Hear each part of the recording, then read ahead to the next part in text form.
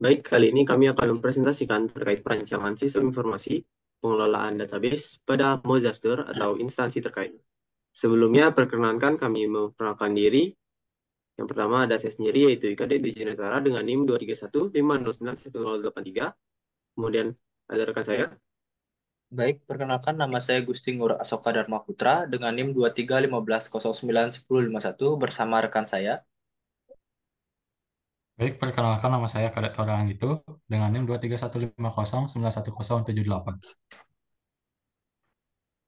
Baik, langsung saja masuk ke materi pertama terkait analisis sistem yang akan dikembangkan, yang akan dijelaskan oleh rekan saya, Tora. Waktu dan tempat dipersilakan.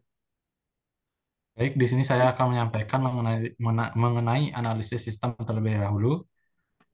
Dalam proyek kali ini mengenai implementasi sistem pada instansi, kami memilih instansi yang memang belum banyak menggunakan sistem, yaitu counter HP. Dan counter HP yang kami pilih itu ialah Mozaster yang berada di daerah Banyuatis. Dan sistem yang akan kami implementasikan yaitu mengenai pengadaan barang, manajemen stok, kemudian sistem kasir, dan integrasi sistem dan automasi. Yang keempat sistem tersebut secara rincinya akan disampaikan oleh teman saya yaitu Dio. Baik, terkait kemarin dari sistem yang akan dikembangkan, yang sudah dijelaskan sebelumnya.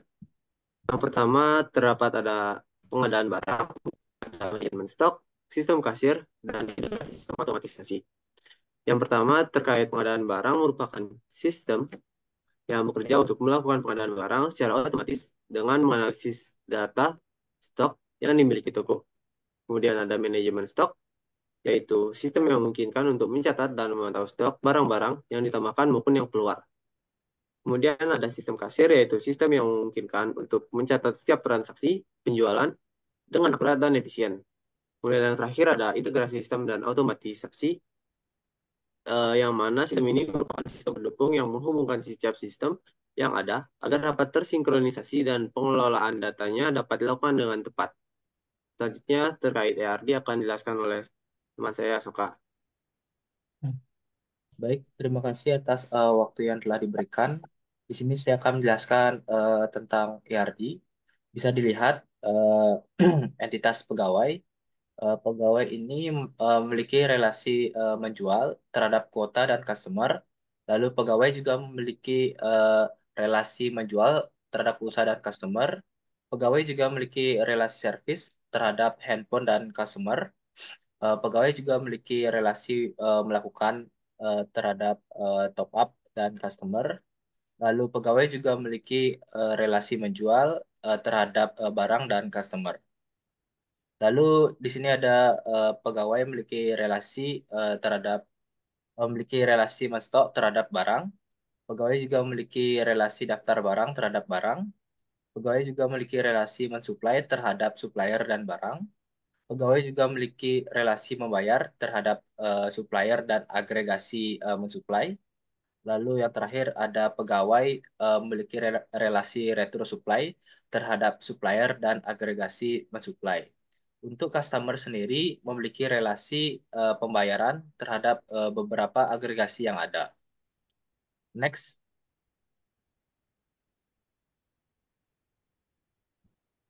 Baik, untuk kamus data bisa dilihat ada beberapa entitas yang sudah ada pada kamus data tersebut. Next.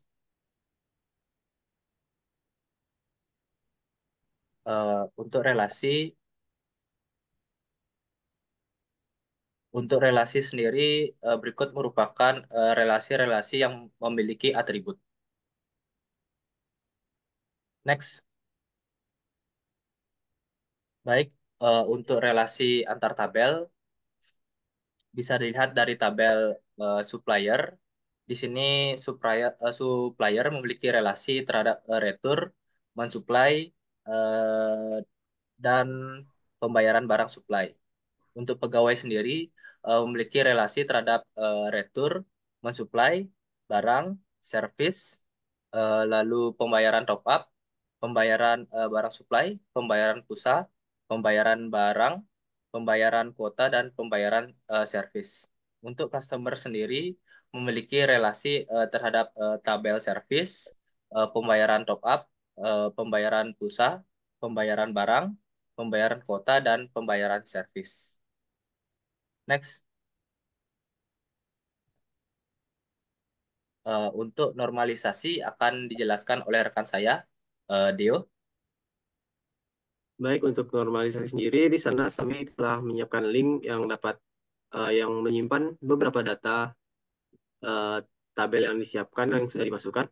Yang mana pada bagian normalisasi data ini kami menemukan bahwa data dan tabel yang kami buat sudah dapat dikatakan normal atau sudah 3NF dikarenakan tidak terdapat dependensi sepenuhnya, parsial maupun transitif. Di mana di sana terdapat tabel-tabel yang sudah berisikan data. Yang pertama ada tabel pegawai, kemudian ada tabel pulsa, tabel kuota, tabel customer, kemudian ada tabel top up, tabel supplier, lalu ada tabel retur, tabel service, kemudian ada tabel supply atau mensupply, lalu ada tabel handphone dan tabel barang. Setelah itu terdapat juga tabel pembayaran servis, tabel pembayaran pulsa, tabel pembayaran kuota,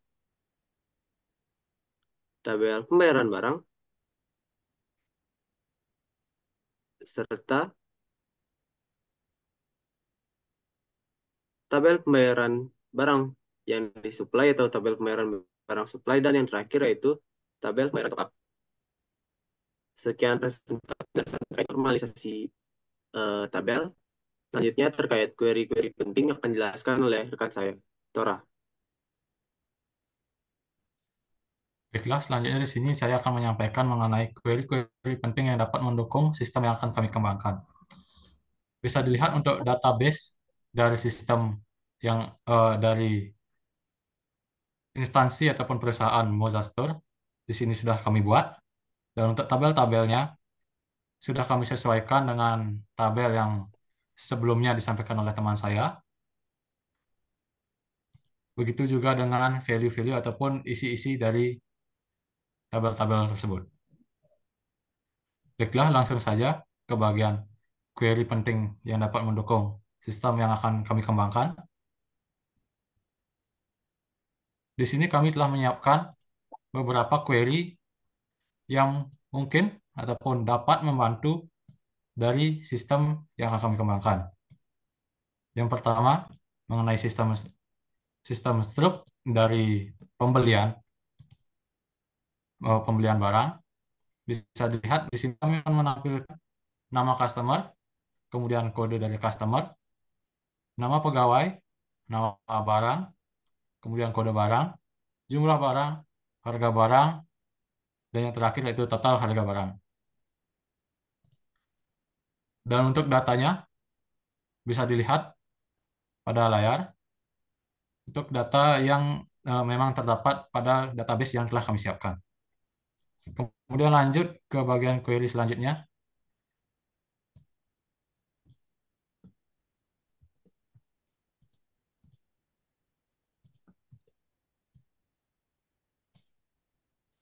Pada query ini, kami menampilkan nama barang, kode barang, dan juga jumlah supply. Nah, query ini dapat mendukung dalam pengadaan barang, di mana eh, jumlah dari supply itu dapat dilihat, kemudian nama-nama barang yang akan disuplai itu dan juga kode barangnya dapat terlihat. Bisa dilihat pada layar ya mengenai data-data yang sesuai dengan database yang telah kami siapkan. Kemudian lanjut ke query selanjutnya.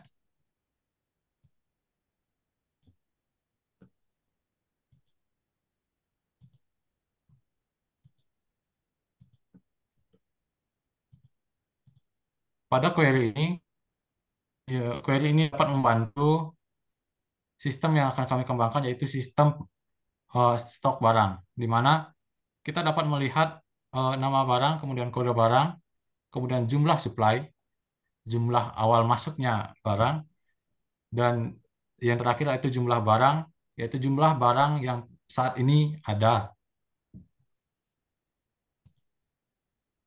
Bisa dilihat di sini tentang data-datanya yang sesuai dengan database kami. Bisa dilihat dari nama barang, kode barang, jumlah supply, dan juga jumlah barangnya. Terjadi penurunan jumlah barang dan semisal barang tersebut habis, kita dapat mengetahui barang apa saja yang perlu disuplai lagi. Sekian penyampaian query-query penting dari saya. Saya kembalikan ke moderator, yaitu Dio.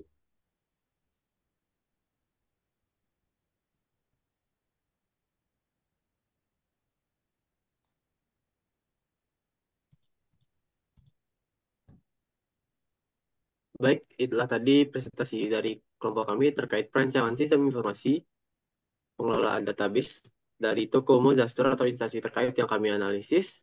Sekian presentasi dari kami. Kami mohon maaf beberapa kesalahan kata yang disengaja maupun tidak sengaja. Kami akhiri presentasi kali ini. Terima kasih.